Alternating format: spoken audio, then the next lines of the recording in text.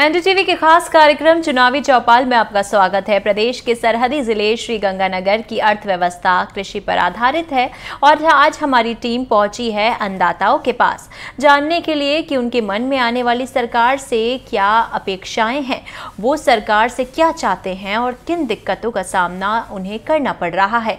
इन्हीं मुद्दों को लेकर किसानों से बात की हमारी संवाददाता कुलदीप गोयल ने। नमस्कार, मैं हूं कुलदीप गोयल। आप देख रहे हैं एनडीटीवी का खास कार्यक्रम चुनावी चौपाल। राजस्थान में इसी महीने विधानसभा के चुनाव होने हैं और एनडीटीवी की टीम समाज के हर वर्ग से उनकी समस्याएं जान रही है, उनके मुद्दे जान रही है और आने वाले चुनावों में बनने वाली सरकार के लिए सुझाव भी जान रही है। आज हम पहुंचे हैं श्रीगंगानगर के नज़दीक एक खेत में, जहां कुछ किसान काम कर रहे हैं। हम इनसे बात करेंगे और जानेंगे कि इनकी क्या समस्याएं हैं और क्या इनके मुद्दे हैं। भाई साहब, आप बताइए कि खेतीबाड़ी का काम कर रहे हैं, क्या क्या समस्याएं आ रही हैं? समस्या तो सर मैंने पानी की आई थी, जो पिछले कुछ दिनों पहले किसानों ने जो हाईवे जाम किया था। हाँ। उसमें पानी की बहुत ज़्यादा समस्या आई थी, तो गवर्नमेंट ने क्या एकदम से वो पानी बंद कर दिया था। तो उस टाइम फसलों को पानी की बहुत ज़्यादा ज़रूरत थी। हाँ। पानी मिल नहीं पाए से फसलें नष्ट हो गई और समय से बुआई नहीं हो पाई, तो किसानों का बहुत नुकसान हुआ। और दूसरी जो फसलों की जिनके घर का ट्यूबवेल था, जो पानी की जो हो गई था, जो जैसे बुआई हो गई थी, और उसके बाद ये नरमे की बुआई के बाद इसमें गुलाबी सुंडी पड़ गई, जिससे भी किसानों का बहुत ज़्यादा नुकसान हुआ है। उनका जो बीज का पैसा है वो भी पूरा नहीं हुआ। तो गवर्नमेंट मेरी सरकार से यही दरख्वास्त है कि वो किसानों के जो छोटे किसान हैं उनके बारे में ज़्यादा सोचे, भी उनको जो भी मुआवजा देना है और मुआवजे के बीमे के प्रति जो जागरूकता फैलानी है, वो इस तरह के कार्यक्रम करे जिससे छोटे किसानों को फ़ायदा मिल सके। और दूसरी बात, जो गहलोत सरकार जी दे रहे हैं ये राशन किट, इसके बारे में आपको बताना दूँ। जो आप राशन किट दे रहे हो उसमें बहुत ज़्यादा पैसा है वो वेस्ट हो रहा है सरकार का, उससे किसानों को फ़ायदा भी नहीं हो रहा है प्रत्येक गरीब परिवार को। तो उससे बढ़िया भी आप वो पैसा आप राजस्थान की शिक्षा और स्वास्थ्य पे लगाइए। शिक्षा और स्वास्थ्य अगर बेटर होगा तो रोज़गार ज़्यादा होंगे और ऐसे इस तरह की लुभावनी योजनाओं का भी आप करने का कोई मतलब पड़ेगा नहीं। आपने फसल बीमा को लेकर जागरूकता की बात कही, किस तरह की जागरूकता की बात कर रहे हैं आप? इसमें सर जो बड़े किसान हैं जिनके बहुत ज़्यादा ज़मीन है, उनको तो ऑटोमेटिकली जो बैंक है या कोई कंपनी है तो संपर्क करती है तो उनका कर देती है। जो छोटे छोटे किसान हैं उनके बैंक खाते होते नहीं हैं और कंपनी उनके पास पहुँचती नहीं है, तो उनका बीमा होता नहीं है। तो मैं सरकार से यही मेरी प्रयास है भी किसानों के या गांव में आके भी एक जागरूकता कार्यक्रम चलाया जाए और प्रत्येक किसान का बीमा हो, जिससे भी अकाल सूखा या किसी भी मौसमी बीमारी से जो भी नुकसान होता है उसकी भरपाई की जाए, जो छोटे किसानों को भी फायदा मिले। बिल्कुल, इनका कहना है कि जो फसल बीमा है उसके लिए सरकार जागरूकता कार्यक्रम चलाए। यहाँ पर एक माता जी हैं, वो भी खेत में काम लगी हुई हैं, उनसे भी बात कर लेते हैं। माता जी, जरा बाहर आइए एक बार थोड़ा सा। आप खेत में काम लगी हुई हैं, चुनाव आने वाले हैं, किस तरह की कोई दिक्कत आ रही है कि आपको सरकार की योजनाओं का लाभ मिल रहा है? कोई नरेगा में फीस आया कौन 2 महीना हो गया। हाँ। खेत में नरमो कौन एक भी नरमो काउंटर नरमो है भी क्या हुआ है।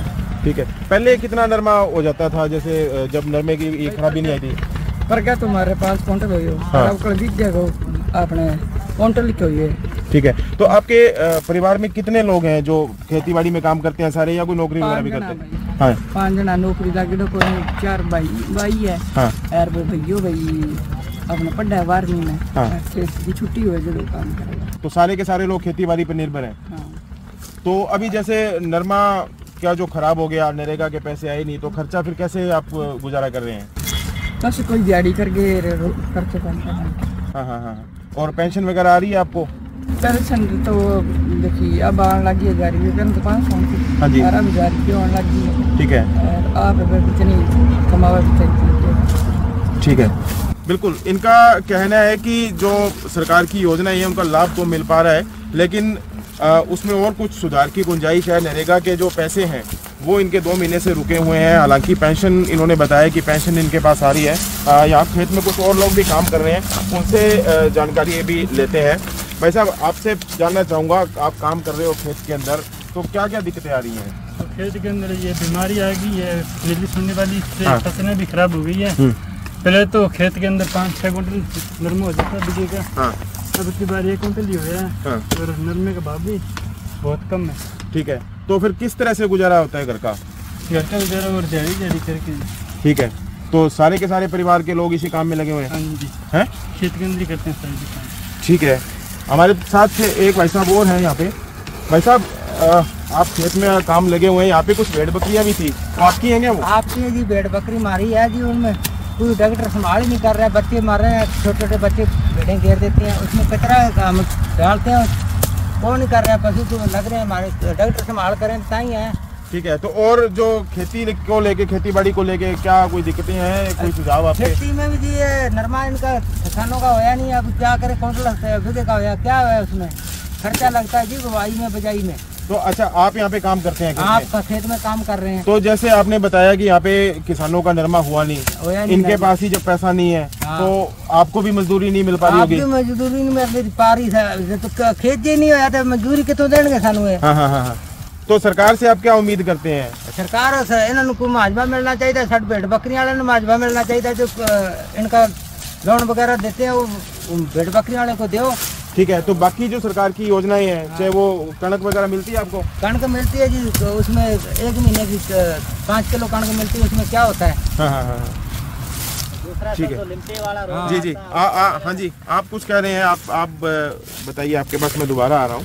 हाँ जी सर, दूसरा जो अभी लिम्पी बीमारी आई थी उस टाइम में गोवंश का जो जैसे बीमारी के कारण है जो नुकसान हुआ था, हमारे खुद की 2 गायें थे वो मर गए थे लिम्पी रोग की वजह से।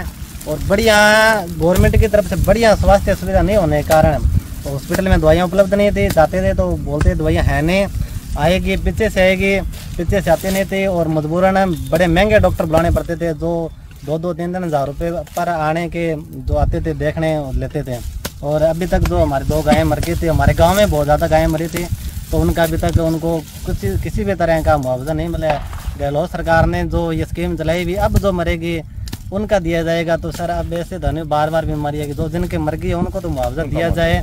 और लेकिन मुआवजा तो अभी पिछले दिनों सुना था गहलोत सरकार ने दिया है बहुत से किसानों को। नहीं सर, किसानों को दिया है जो लंपी रोग से जो मरी है गाय, करीबन 175 करोड़ रुपए डाले हैं। वो अभी तक तो खाते में सर हमारे गांव में किसी में आया नहीं, ना ही कोई सर्वे करने आया अभी आपके कितने पशु मरे हैं या कितने हैं, ऐसा कोई है नहीं। दूसरी जो स्वास्थ्य सुविधाएं हैं जो पशुओं के लिए वो बहुत ही लो क्वालिटी की है, बिल्कुल ही दवाइयाँ उपलब्ध नहीं है हमारे गाँव में, वैसे डॉक्टर ही नहीं है।